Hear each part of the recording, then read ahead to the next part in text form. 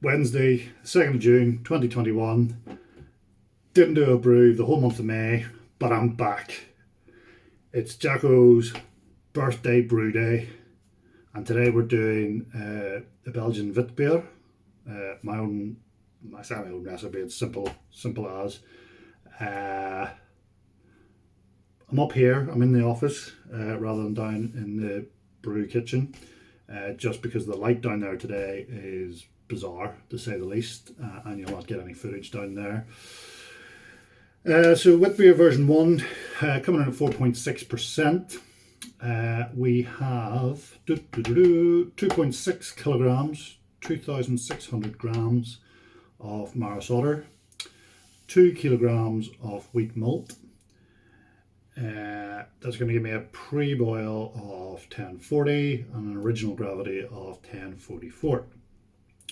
I'm going to mash that for 60 minutes at 65 degrees. I think I might change that, double check.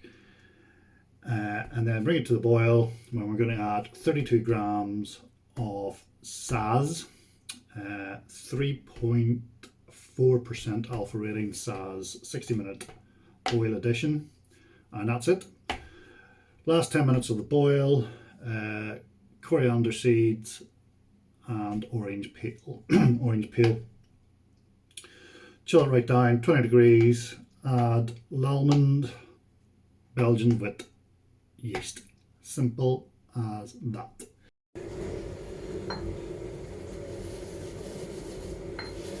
So basically what I'm doing now, the mash is on, so it's just started there, and what I'm doing is crushing up coriander seeds in preparation. I wish you could smell it, it's absolutely incredible.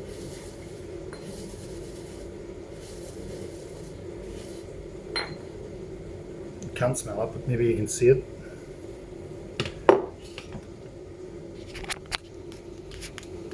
Can you see that? Is it too dark?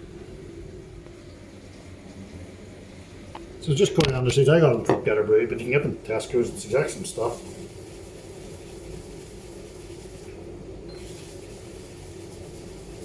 And you just give them a good crush. I'm sure you can probably buy them already crushed, but sure, what would be the fun in that? And this here is 32 grams of Saz, which is going to go in at the very start of the boil. And that's the only hop addition.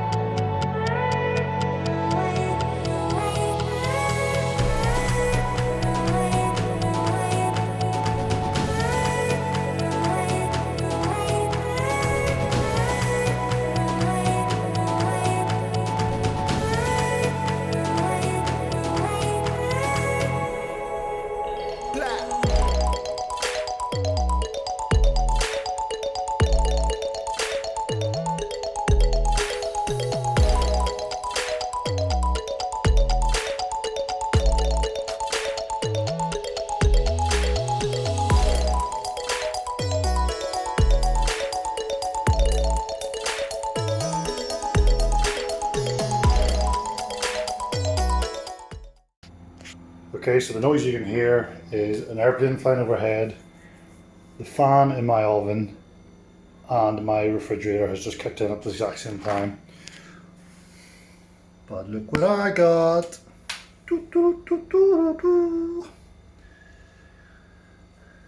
Yep, so I got one of those inline bouncer yolks to help clarify the beer.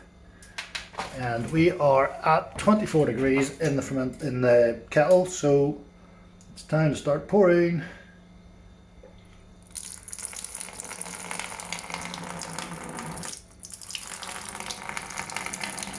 Old habits die hard, so I still put it through the strainer. Also help aerate it a wee bit.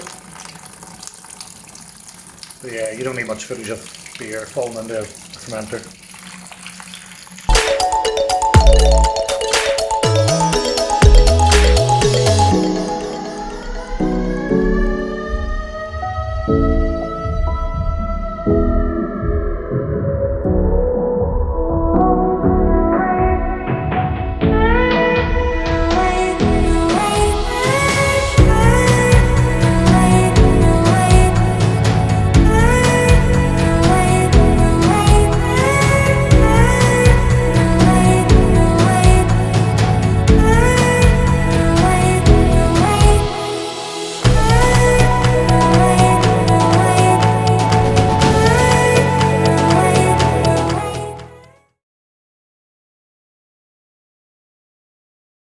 So that's the end of the brew day. I have to say, I haven't had a run of disaster brew days.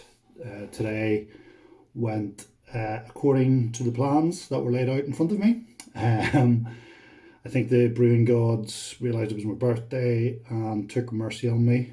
Literally can't think of anything that went wrong. One little thing did go wrong.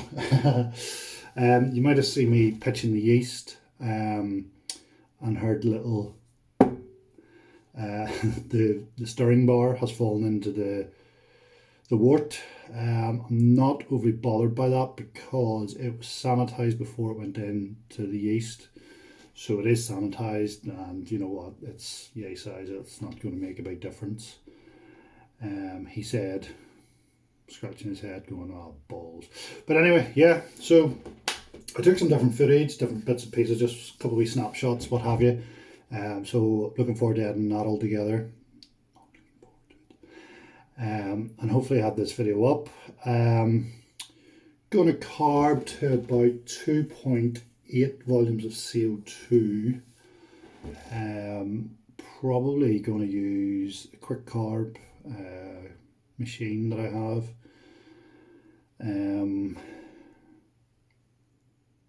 I wonder how that works with, anyway, I digress. So hopefully we'll have a tasting bit coming just in a minute. I really think if you're going to do these sorts of videos, grain to glass is probably better, with the exceptions of perhaps, ones that need to be conditioned for long times. Like I have a triple, which I'm probably going to do a tasting video off later this evening. Although you'll see it, the time scales and these just you'll send yourself in the grave if you try and think about it. So yeah, that's just a quick sum up. The coriander and the orange peel went in at 15 minutes left. I think you got some footage of that. Portaflock went in. Sorry, they went in at 5 minutes. Portaflock went in at 15 minutes. And everything's okay. When I came upstairs to the office, I was looking for some sort of hint about how much carbonation. I always think Belgian beers, particularly wit beers, need to be highly carbed. So I would normally do somewhere between 2.5 to 3 volumes for whatever I'm doing. But yeah, so when I was looking it up, it said between 2.5 and 3, and they'd recommended about 2.8, 2.9, something like that. So that's what I'm going to do anyhow. The other thing then that I read on that same article was that most people put too much coriander into this beer, and that 11 grams is probably more than enough. Which led me to think I've just put 25 grams in, and it's all nice and freshly ground using my pestle mortar.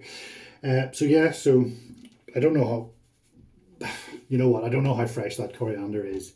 It didn't come it didn't come from a greengrocer. It came from Get Her Brewed, so God knows how long it's been sat in their warehouse. It's been sat in my fridge for a couple of months, so you know what, we might have got away with it.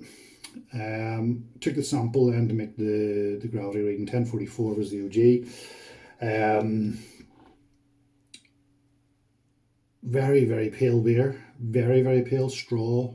Really, yeah. Haven't tasted the sample yet. I normally do, but I can never really taste the difference.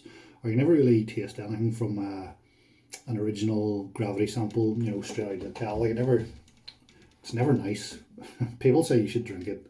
It's never nice. Don't do it. Don't do it. Don't conform. Um, so it's going to sit at 20 degrees then for the next wee while, and then maybe we'll ramp it up a wee bit for a couple of days just to get those last little bits out. And hopefully it comes in somewhere in the region of 4.6%, I think I said earlier.